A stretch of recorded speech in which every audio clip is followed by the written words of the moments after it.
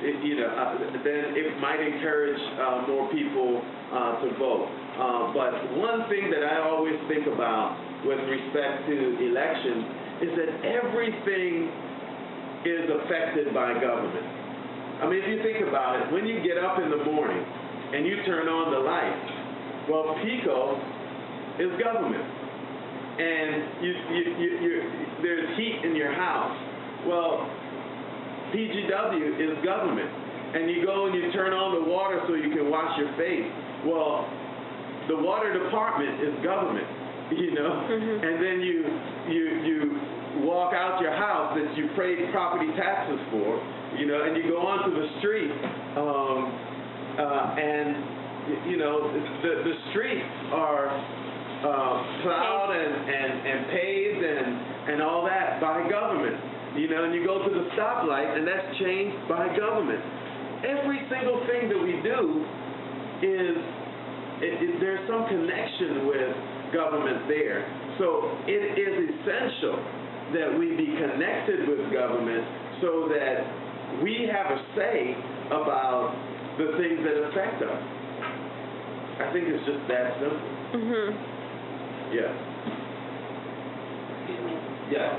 What's your view on the perks and the programs that some of the perks that City Council receives, like the DROP program? Yeah. Well, with respect to the DROP program, I do think that it's unacceptable, really, for City Council people to be involved with the DROP program. It never was intended for City Council people, and the loopholes that some City Council people have tried to exploit, namely where they can get their pension money, retire for a day, and then come back so they be collecting their pension and their salary at the same time. I think that is definitely problematic. With respect to the DROP program, how it's been administered in the city is that it's lost the city hundreds of millions of dollars.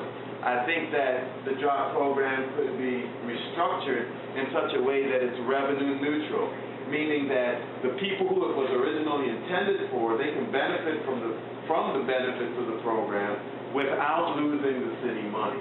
And so I do think that the DROP program needs to be restructured in that way. So does that answer your question? Yes. And how about the education department? Right now there's an article that we're cutting the budget at the School District of Philadelphia. What are your views Sure. on the education and cut? Sure. Well, I mean, it's not so much cut as that the stimulus money that was coming from the federal government was only supposed to last for a certain amount of time. And so now that won't be extended any further, then it means that there'll be less money that'll be going to the school district. But the truth of the matter is that money was not really intended to be a part of the operating budget of the school district. It was intended to build infrastructure and different things like that. But the truth of the matter is, our school district is built for a city that's 2.5 million people, but we only have 1.5 million people. So if we consolidate our schools, then we will be able to operate at higher levels of efficiency in the school district. Does that answer your question? Okay. Any other questions? Yes.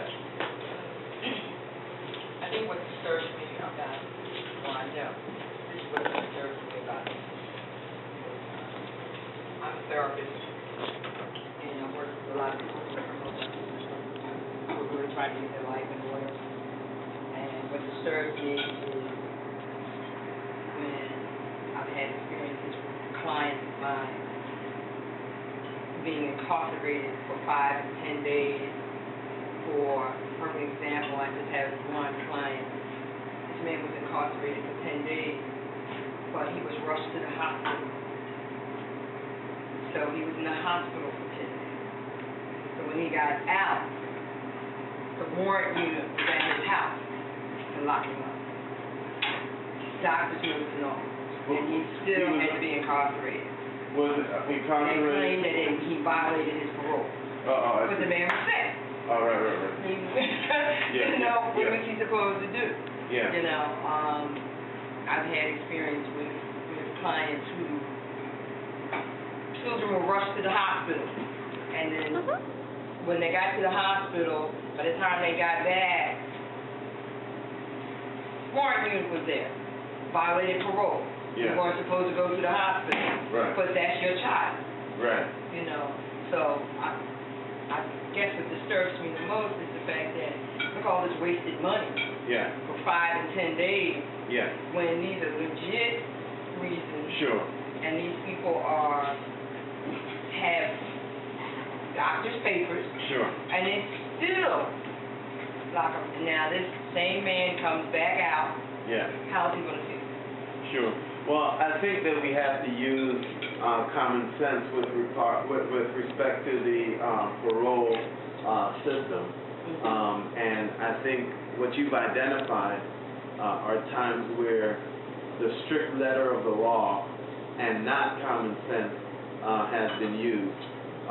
With respect to ex-offenders, I think that it is important that we do our best to reintegrate ex-offenders into our regular everyday life, because the number one thing that stops people from going to jail in the first place is education, is having a high school diploma, a high school diploma, okay, much less a college diploma, okay. Most of the folks who are in prison are high school dropouts. But the other thing that we need to do is that when folks are in prison, well, we need to start preparing them to get out of prison.